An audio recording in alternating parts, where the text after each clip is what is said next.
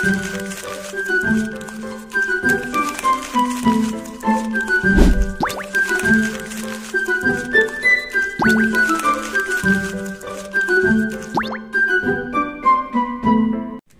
day everyone! Today I'm going to share 4 things about me.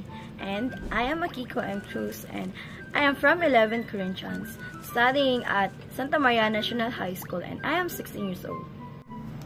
Hi guys, here's the 4 things about me, and the first one is I love doing skincare.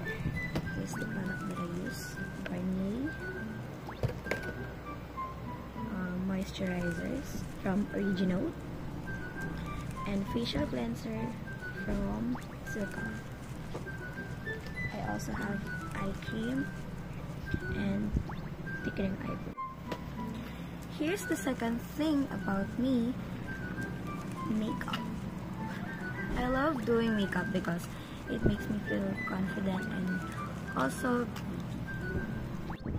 and here's the third thing about me that I can't live without talaga: pink stuff. It's all pink, guys. As you can see here, my bags for school, my markers, yan, nilalagyan nila, and of course my phone. It's pink. Hindi lang po halata.